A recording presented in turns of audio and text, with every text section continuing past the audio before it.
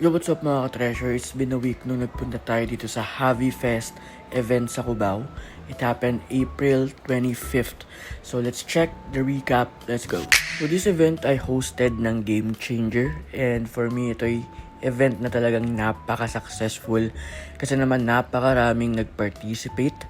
Not just the players but also the vendors, passersby, and talagang mga enthusiast. Kasi naman, tignan nyo, napakarami naman talagang napaka-solid na item.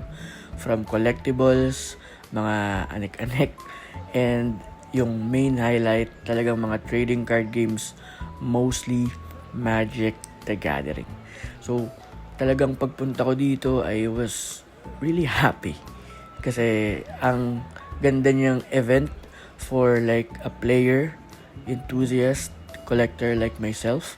And may mga cards dito na hindi ko talaga siya nakikita commonly. Na dito ko lang siya nakita, like itong mga boxes na to, hindi ko nga alam yung mga yan. And yung mga binders ng mga sellers, it is really filled with rare. And talaga naman some of them ay talagang expensive na magic cards.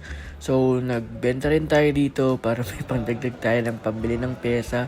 Kasi kung like budget lang yung dala mo, talagang kakapusin ka. Kasi as I said, napakaraming pwede mong gawin, pwede mong bilhin, and hindi mo mapipigilan yung sarili mo. Lalo na kung kailangan mo yung pyesa. So, itong event, meron pa Magic Battle. Ang price dyan ay an expensive land.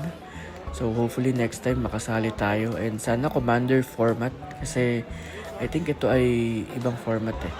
Pero, ayun, again, overall guys, this is really a very huge, successful, and fun event.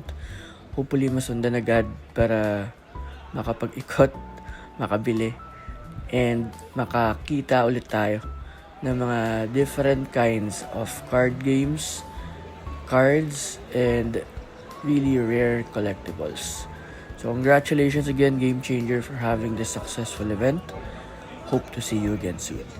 Yun lang. Peace.